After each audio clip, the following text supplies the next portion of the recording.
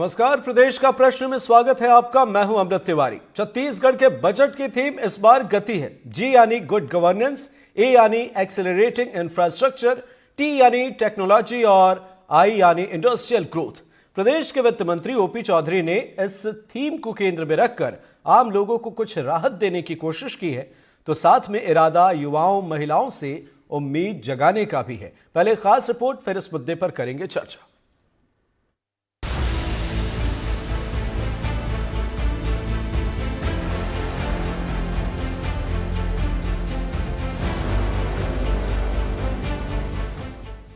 जमाना डिजिटल है, लेकिन छत्तीसगढ़ के वित्त मंत्री ओपी चौधरी हमें पुरानी यादों में ले गए। 100 पन्नों का हस्तलिखित बजट लेकर आए।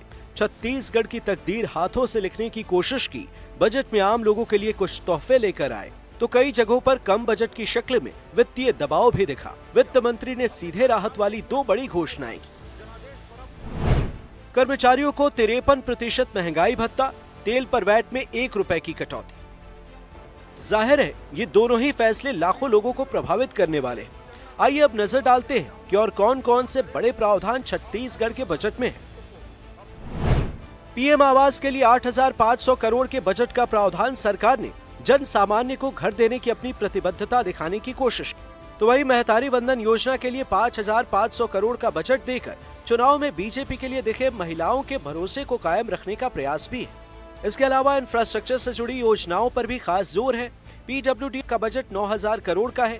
मुख्यमंत्री रिंग रोड योजना पर 100 करोड़ और नई सड़कों के निर्माण पर 2,000 करोड़ के खर्च का प्रावधान रखा गया है।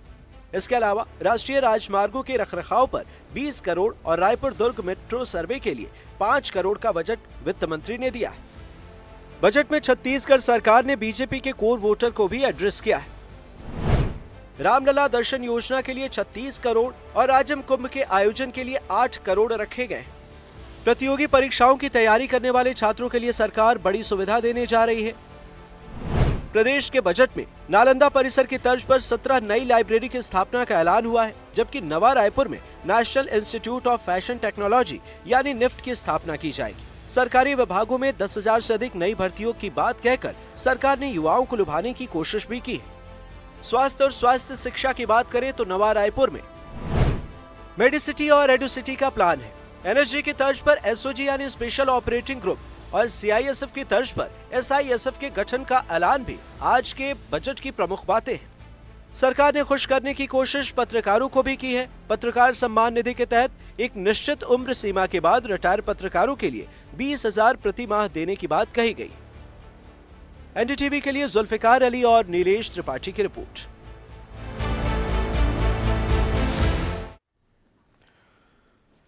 तो बजट से काफी उम्मीदें हैं, और ये बजट आम लोगों पर कितना असर इस बजट का होगा, इसके साथ ही सियासी गलियारे में इस बजट को कैसे देखा जाता है, ये समझने की कोशिश करते हैं। हमारे साथ एक खास पैनल जुड़ा हुआ है, सबसे आपका परिचय कराते हैं। हमारे साथ उज्जवल दीपक जी हैं, प्रवक्ता भारतीय जनता पार्टी, बहुत बहुत स्वागत है आपका। अनिल सिंह चौहान है हमारे साथ, प्रवक्ता कांग्रेस, आपका भी बहुत बहुत स्वागत है। जल्दी हमारे साथ और भी मेहमान जुड़ने वाले हैं, उनसे भी सवाल लेंगे, लेकिन चर्चा की शुरुआत सबसे पहले अनिल जी, आप इस बजट को कैसे देख रहे हैं?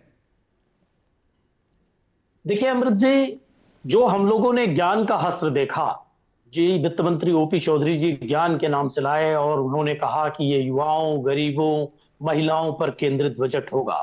और दुर्दशा आप देखिए कि विगत 1 वर्ष में जो महिलाओं के साथ अत्याचार और अपराध छत्तीसगढ़ में घटित हुए, वो छत्तीसगढ़ निर्माण के साथ कभी नहीं घटित हुए थे आज तक।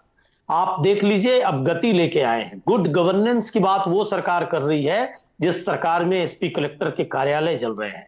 कहीं पुलिस तहसीलदार और एसडीएम को पीट रही है, कहीं पुलिस को पब्लिक पीट रही है। मॉब लिंचिंग जैसी घटनाएं हो रही हैं, माफिया अपने चरम पर आ गया है।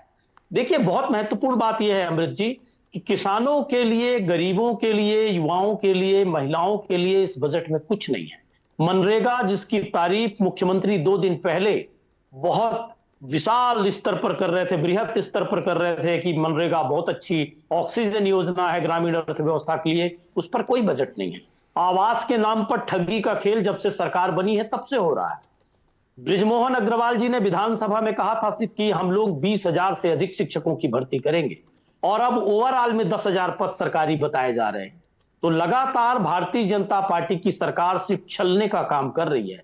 2100 रुपए में जो धान की खरीदी हो रही है प्रति क्विंटल में, उसके बाद केंद्र ने समर्थन मूल्य 117 रुपए फिर से बढ़ाए। वो लगभग 19-20 हजार करोड़ की रकम जो राज्य की सरकार ने किसानों की जेब से डाका डाल दिया, उस पर कोई बात नहीं हुई। एलपीजी गैस सिलेंडर जो महिलाओं के लिए बहुत राहत भरा हो सकता था, 500 रुपए का वादा था इनके घोषणा पत्र में कि प्रति सिलेंडर हम 500 रुपए में देंगे। भारतीय जनता पार्टी की सरकार उस विषय पर मौन है। आप गोधन न्याय योजना देख लीजिए, जिसमें लगभग 4 लाख महिलाओं को बकायदा काम मिला हुआ था और लगभग 5000 ऐसे गोठान थे जो आत्मनिर्भर हो चुके थे। उन गोठानों को बंद कर दिया गया, रीपा को बंद कर दिया गया और आज वो महिलाएं बेरोजगार हो गई हैं। उसके लिए कोई समकक्ष या पैरेलल योजना ले आते, वो भी इनसे नहीं हुआ। राजीव गांधी युवा मितान के समकक्ष कुछ नहीं हुआ। ये जो हमारी स्वामी आत्मानंद स्कूलें खुली थी, जिससे जो शिक्षा माफिया है उसको कहीं ना कहीं अंकुश लगा था, उसको इन्होंने नाम बदला पीएमश्री योजना और अब अपर्याप्त फंड दिया है। तो देखिए, ये भारतीय जनता पार्टी की सरकार कहीं भी संवेदनशील नहीं है जनता को लेकर। ये लगातार जब से सरकार में आए हैं, आप देख लीजिए, सीमेंट और छड़ के दाम बेतहाशा बढ़ रहे हैं और कानून व्यवस्था, सीमेंट छड़ के दाम, ये सिर्फ विपक्ष सवाल नहीं उठा रहा है साहब, भारतीय जनता पार्टी के वो कद्दावर विधायक सवाल उठा रहे हैं जो 7-7, 8-8 बार जीत कर आए हैं। वो कह रहे हैं कि साहब ये अनियंत्रित हो रहा है, इसको संभालिए। तो ये भारतीय जनता पार्टी की सरकार में कथनी कुछ और करनी कुछ होती है। अच्छी और गंभीर शब्दावली का इस्तेमाल करो और जनता को ठगने का काम करो, ये भाजपा का एजेंडा है। ठीक है, ठीक है अनिल जी, आपने कई सवाल उठाए हैं। ज्ञान बजट पर आपने तंज किया, माफिया, किसान, गरीब, युवा, महिला, मनरेगा, आवास के नाम पर ठगी, शिक्षकों की भर्ती पर भी आपने सवाल खड़ा किया है और धान की खरीदी से लेकर कई सवाल आपने खड़े किए। मसलन बजट से कुल मिलाकर विपक्ष नाराज है, विपक्ष खुश नहीं है। उज्जवल जी, क्या कहेंगे आप? देखिए, एक टेम्पलेट होता है कंप्यूटर पे, डेस्कटॉप सेवर जो होता है ना, स्क्रीन सेवर। मुझे लगता है कांग्रेस पार्टी को अगले 20 साल तक ये जो सारे आरोप जिन्होंने लगाए हैं, इसको सेव करके रखना चाहिए, राज्य में भी और केंद्र में भी, क्योंकि इनको विपक्ष की भूमिका अच्छे से निभानी है। और हर बजट के बाद ये जो सेम टेम्पलेट है ना, सेम जो आरोप हैं, जो भाषण करते हैं, निराशाजनक बजट है, किसानों के खिलाफ है, महिलाओं की, ये इनको बोलते रहना है। तो मैं ये बताऊंगा कि इनको याद कर लेना चाहिए।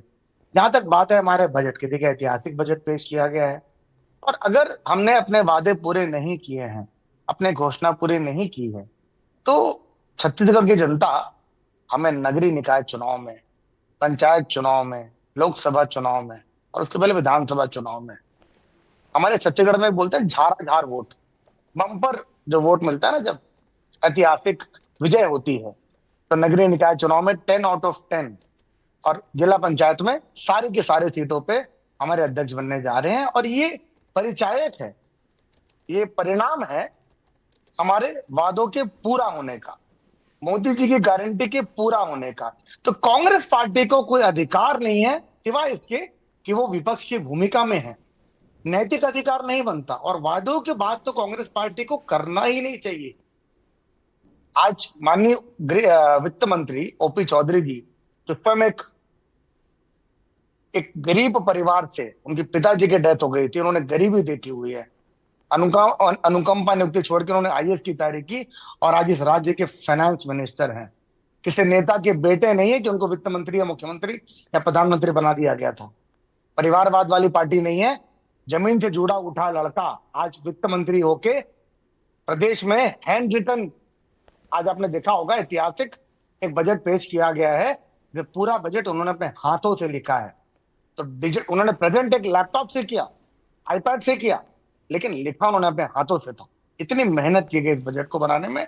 और हमारे जो ब्यूरोक्रेट्स हैं, हमारे जो शासन के नीति निर्धारक हैं, उन्होंने इतना ऐतिहासिक बजट पेश किया है। और कांग्रेस को हमेशा तकलीफ होती है जब भी छत्तीसगढ़ राज्य के लिए कुछ अच्छा होता है।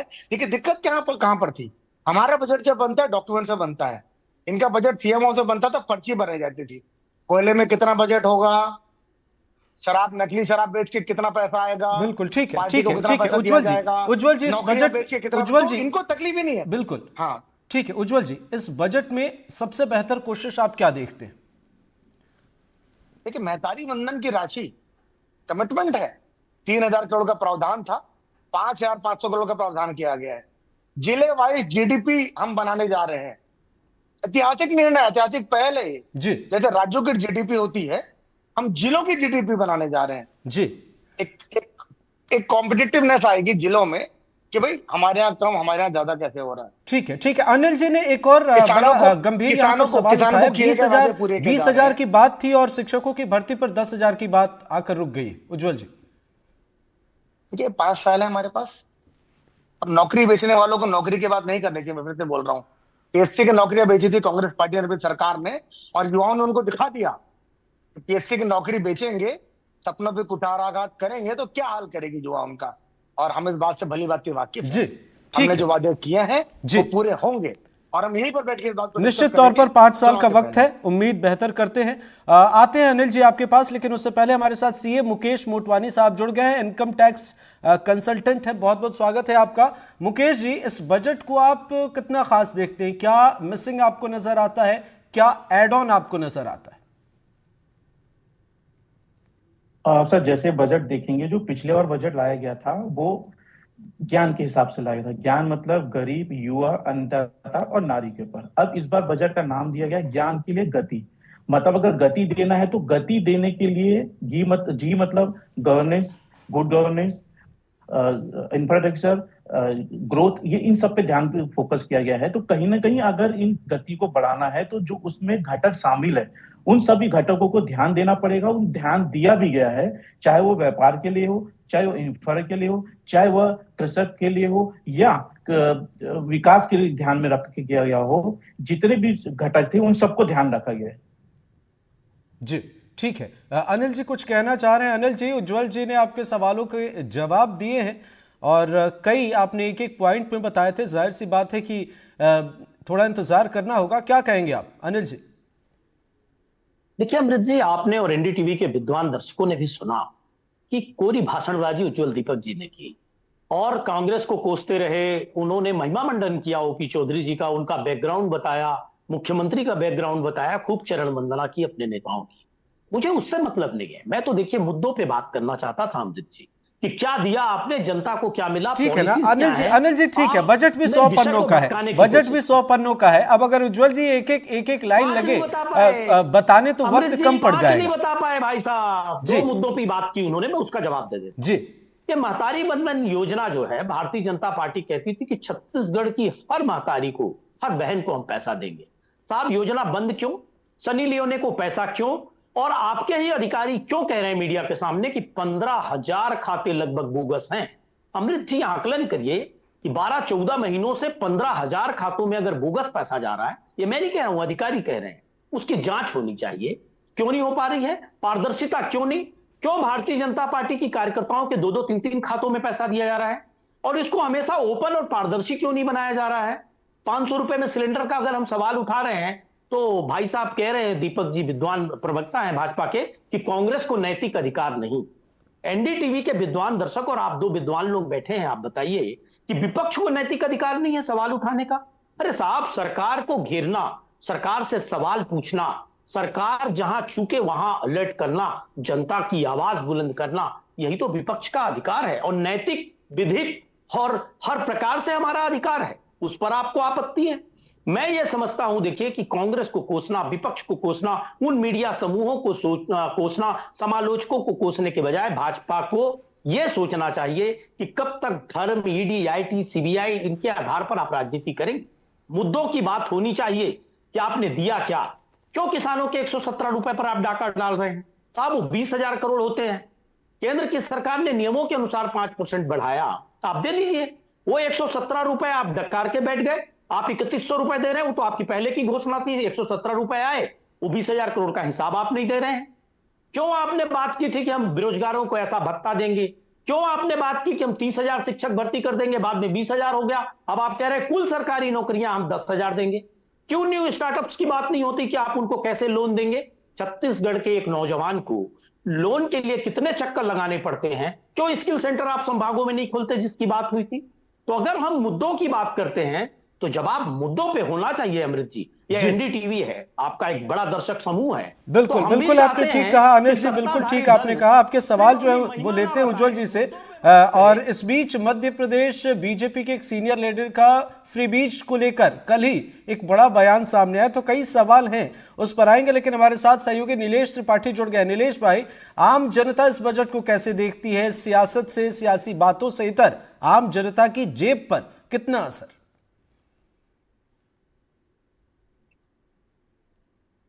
देखिए, जो आम जनता की बात करें अमृत, तो सबसे पहली बात की जो इस पे दिखने में भले छोटा हो, दिखने में बहुत कम नजर आ रहा हो, लेकिन जो 1 रुपए की वैट कम किया गया है पेट्रोल में, वो सीधे तौर पे अगर ये कहें कि हर व्यक्ति को प्रभावित करेगा तो वो उससे कोई गुरेज नहीं होना चाहिए।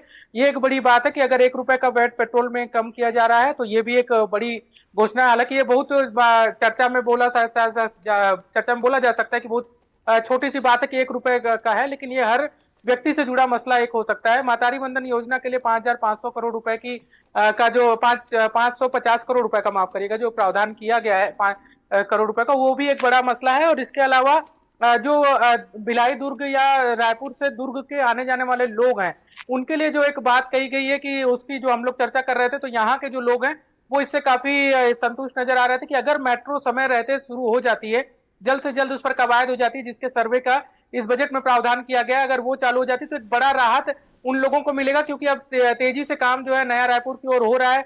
मंत्री और मंत्रालय भी एक तरह से वहां पे शिफ्ट होने लगे हैं। मंत्री के कई मंत्री शिफ्ट हो गए हैं, कई लोगों के प्लान है, मुख्यमंत्री भी वहां शिफ्ट हो चुके हैं, और एक कहा जा रहा है कि अगला बजट सत्र भी नए विधानसभा में जो नया रायपुर में वहां पे होगा। तो ऐसे में कनेक्टिंग के लिए अगर मेट्रो की सुविधा शुरू हो जाती तो एक तरह से एक बड़ी सुविधा होगी। और इसके अलावा दंतेवाड़ा में मेडिकल कॉलेज की बात है, वो भी एक अपने आप में बड़ी बात है जो इसमें कहा जा रहा है। और तमाम ऐसी छोटी बड़ी बातें हैं जो बजट में अभी शुरुआती दौर में, चूंकि अगर इसका पूरा आकलन करेंगे कब तक मिलेगा नहीं मिलेगा, एक डिबेट का विषय हो सकता है। लेकिन इसमें जो सबसे बड़ी बात मैं एक चीज जोड़ना चाहूंगा अमृत, की डीएमएफ से दंतेवाड़ा में एक मेडिकल कॉलेज बनाने की बात वित्त मंत्री ने आज बजट में कही है, लेकिन इसी डीएमएफ मत से उसी बस्तर संभाग में, जिसमें कि दंतेवाड़ा भी है, बीजापुर है, सुकमा है, वहां पर सरकारों ने एक व्यवस्था की कि जितने बंद स्कूल हैं वहां पर खोला जाए। और करीब करीब 350 से ज्यादा स्कूल पिछले कुछ सालों में सरकारों ने खोले भी हैं, जहां पर नक्सल प्रभावित इलाकों में बंद है।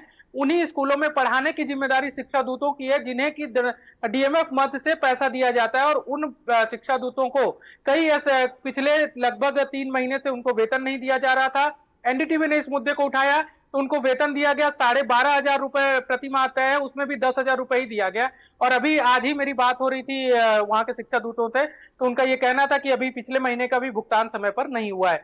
तो डीएमएफ मद पे आपने घोषणा तो कर दी है, लेकिन उसका क्रियान्वयन कैसे हो, क्योंकि सिर्फ शिक्षा दूतों ही नहीं, उसी मद से उन इलाकों में बहुत सारे मेडिकल स्टाफ भी काम करते हैं जिनको उस मद से पेमेंट दिया जाता है, लेकिन पिछले 1 साल में उनको पेमेंट का जो भुगतान की स्थिति है वो रेगुलर नहीं है। ये एक बड़ी समस्या है कि जब आप बजट में घोषणा भी कर देते हैं, लेकिन उसके इम्प्लीमेंटेशन का जो निचला स्तर है, जो अंतिम छोर के लोग हैं, उन तक कैसे पहुंचता है, ये एक बड़ा चैलेंज होगा। उज्जवल जी हमारे साथ हैं, अभी अनिल जी हैं, दोनों लोग हैं। हालांकि एक दूसरे के ऊपर आरोप प्रत्यारोप का तो हर समय मौका मिलता है, आज एक मौका है बजट का। बजट पे जो अच्छी बातें हैं उस पर भी आप चर्चा कीजिए, लेकिन उसके जो चैलेंजेस हैं उस पर भी जरूर सोचना चाहिए कि अगर आप 12,500 रुपए उन लोगों को भी समय पर नहीं दे पा रहे हैं, जिनके दम पर आप पूरे देश में अपना चेहरा भी चमका रहे हैं कि नक्सल प्रभावित इलाकों में हमने बंद पड़े स्कूलों को खोला है, ये आपका ब्रांडिंग का हिस्सा है, वैसे लोगों को भी अगर पेमेंट नहीं मिल पा रहा है तो ये दुखद भी है, इस पर भी बात होनी चाहिए। जी अमृत। निश्चित तौर पर कई सवाल हैं और आपके सवाल का जवाब उज्जवल जी से लेंगे, लेकिन उससे पहले मुकेश जी, आपके संपर्क में कई आम लोग भी होंगे और कई व्यवसायी भी होंगे, कुल मिलाकर आम और खास। इस बीच अगर हम समझे वो इस बजट को कैसे देखते हैं, उन्हें कितनी उम्मीद और राहत नजर आती है, और आप कैसे देखते हैं? राहत कहां आप देखते हैं, मुश्किल कहां आप देखते हैं? मुकेश जी। सर, जैसे आम नागरिक के जैसे हिसाब से अगर आप बात करेंगे, उद्योग के हिसाब से अगर बात करेंगे, तो ई वे बिल जिसपे पहले 50,000 तक की लिमिट थी, उसको 1 लाख रुपए कर दिया। तो कहीं ना कहीं छोटे व्यापारी को राहत दी गई है, क्योंकि उनके पर किसी न तरीके से वो बोझ पड़ रहा था, आर्थिक बोझ भी पड़ रहा था, मानसिक रूप से भी बोझ पड़ रहा था। तो वो एक लिमिट बढ़ाई गई, जो कि एक अच्छा प्रावधान लाया गया है। इसके अलावा जो 10 साल जिसके केस हो चुके हैं, 25,000 तक की लाइबिलिटी है, उसको भी ऑटोमेटिक रूप से समाप्त कर दिया गया है। मतलब लगभग 60,000 केसेस जो है वो पेंडिंग थे, वो खत्म हो जाएंगे और 40,000 व्यापारियों को डायरेक्टली इसका फायदा मिलेगा। इसके अलावा जो जब प्रॉपर्टी सेल करते थे तो उसके ऊपर जो स्टाम्प ड्यूटी लगती थी, उसके ऊपर 12% सेस लगता था, जिसको हटा दिया गया है। ये भी एक मोस्ट वेलकम स्टेप है वित्त मंत्री के द्वारा। इसके अलावा होलसेल कॉरिडोर जो लाया गया है, जो कि कम कीमत पर या एक सब्सिडी के रूप में सरकार के द्वारा दिया जाएगा, तो कहीं ना कहीं व्यापार जगत में बहुत उत्साह का माहौल है। और कहीं ना कहीं इससे व्यापार बढ़ेगा तो रोजगार भी बढ़ेगा, मतलब आमदनी बढ़ेगी, जिससे कि राज्य के जीडीपी में कहीं ना कहीं इसका डायरेक्ट इनडायरेक्टली ग्रोथ बढ़ेगा। बिल्कुल सही आपने कहा उज्जवल जी। बजट में अच्छी चीजें भी हैं, लेकिन कुछ सवाल भी हैं। हमारे सहयोगी नीलेश त्रिपाठी जो हैं अक्सर कई अलग अलग जगहों पर भी जाकर वे कवरेज करते हैं, काफ़ी करीब से वे हालात को देखते हैं। आप भी देख रहे हैं, आप भी समझ रहे हैं, लेकिन उन्होंने जो नक्सल प्रभावित इलाकों को लेकर एक सवाल खड़ा किया, वो कहीं ना कहीं एक चुनौती जैसा नजर आता है, जिसे आप उन्होंने सही कहा कि ब्रांडिंग के तौर पर मंचों से उन मसलों का जिक्र किया जाता है, न सिर्फ छत्तीसगढ़ में बल्कि देश में अलग अलग जगहों में, अलग अलग चुनाव में भी। लेकिन वहां पर ऐसा लगता है कि जैसे और बेहतर कुछ किया जा सकता था। उज्जवल जी। देखिए, यही वित्त मंत्री हैं आदरणीय ओपी चौधरी जी, जिन्होंने दंतेवाड़ा में राज विद्यालय की स्थापना की थी। तो शिक्षा के प्रति उनका कमिटमेंट, जिनके लिए उनको प्रधानमंत्री से पुरस्कार भी मिला है, डॉक्टर मनमोहन सिंह जी उस समय प्रधानमंत्री थे।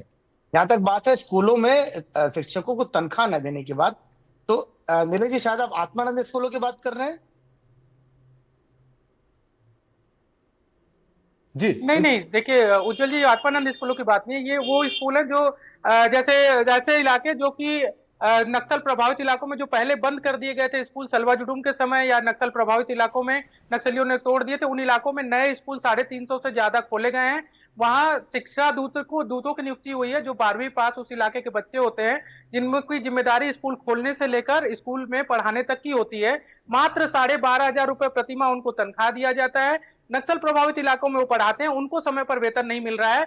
और एक चीज और उसमें ऐड ऑन कर देता हूं कि पिछले 2 सालों में क्योंकि वो शिक्षा सरकार की मदद करते हुए बच्चों को पढ़ाते हैं और स्कूल खोलने में मदद करते हैं, ऐसे में 3 शिक्षा दूतों की हत्या नक्सलियों ने की है, 2 सुकमा के और एक अभी हाल में ही चुनाव से, पंचायत चुनाव के जो दूसरे चरण का चुनाव था उससे एक दिन पहले बीजापुर में की गई थी। तो ये एक बड़ा चैलेंज उन इलाकों में उन बच्चों पर है जो पढ़ा रहे हैं, वो अपनी जान भी जोखिम में डाल रहे हैं, लेकिन उनको भी समय पर 12,500 रुपए मात्र प्रतिमाह जो है वो नहीं दिया जा रहा है, क्योंकि डीएमएफ की राशि को लेकर कोई मसला है। ठीक है उज्जवल जी, सवाल गंभीर है। जाहिर सी बात है कि उन इलाकों में अगर कोई तस्वीर बदलने की कोशिश करता है तो उसके लिए कुछ बेहतर होना चाहिए। नीलेश जी, बिल्कुल संज्ञान में लाने के लिए धन्यवाद। और बहुत जल्दी इसमें, और मुझे इस विषय की जानकारी नहीं थी, पर आपने इस विषय को संज्ञान में लाया और आपके दर्शकों के सामने और आपके सामने मैं वादा करता हूं कि इस बात को जल्दी में मुख्यमंत्री कार्यालय में बता के इसका समाधान हम जल्दी निकालेंगे। ठीक है।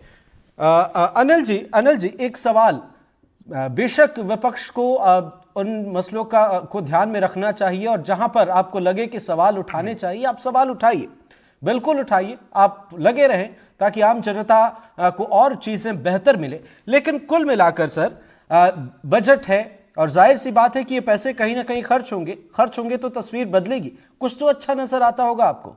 अनिल जी। देखिए अमृत जी, विपक्ष का काम ही है कि सरकार को एक समुचित समालोचना करे और सरकार को आईना दिखाने का काम करे। भारतीय जनता पार्टी के प्रवक्ता यहाँ जो बैठे हैं विद्वान, उन्होंने ये जो 350 स्कूल कांग्रेस के शासनकाल में खोले गए, शिक्षा दूत नियुक्त हुए, इस पर जो वो अनजान बने रहे, ये मामला गंभीर है। अभी 3-4 महीनों 6 महीनों से उनको पेमेंट मिलने में दिक्कत हुई। उन बंद स्कूलों को कितनी मुश्किल से खोला गया। अनिल जी, उज्जवल जी ने क्लियर कहा है कि आप इंतजार कीजिए, संज्ञान में आ गया है, जल्दी वे बेहतर करेंगे। अब इससे बेहतर और वे क्या कह सकते हैं? उज्जवल जी ने क्लियर कर दिया, यहाँ कोई कंफ्यूजन नहीं। अनिल जी, बड़ा सवाल ये है कि आप बिल्कुल आलोचना करें, आप बिल्कुल सरकार को घेरें, जहां आपको कमजोर लगे आप सामने आए, लेकिन इसमें कुछ अच्छा, कुछ जहां पर कुछ और बेहतर हो सकता है। प्लीज 2-4 पॉइंट सर, वक्त कम है। एक आखिर में कमेंट उज्जवल जी से मैं इस बात पे फोकस करूंगा। मेरा यह मानना है कि देखिए, किसानों के लिए और व्यवस्था होनी थी।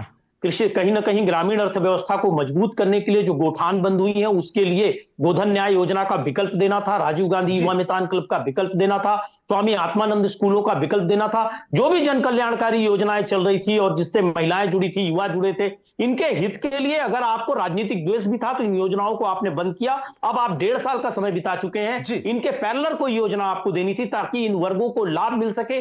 नीचे तक सरकार आत्मनिर्भर लोगों को कैसे आगे बढ़ाने का काम कर सके, इस पे करना था। नियत नार योजना, जिसको भारतीय जनता पार्टी अपनी रीढ़ की हड्डी बताती है, उस पे 4 से 6 करोड़ का बजट इनसफिशिएंट है। अगर उसमें और ज्यादा बड़ा बजट दिया जाता। ठीक है अनिल जी ठीक है। उज्जवल जी आते हैं, लेकिन सहयोगी नीलेश कुछ कहना चाहते हैं। नीलेश, शॉर्ट में प्लीज।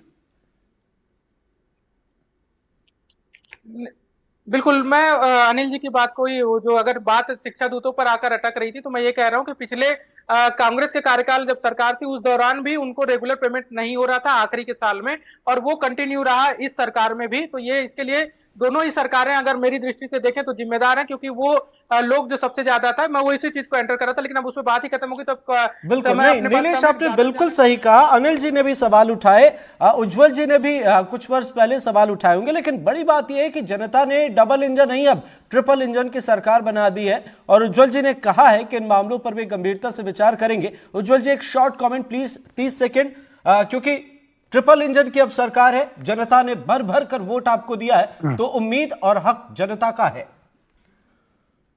अमृत जी, छत्तीसगढ़ इस साल रजत जयंती वर्ष मना रहा है।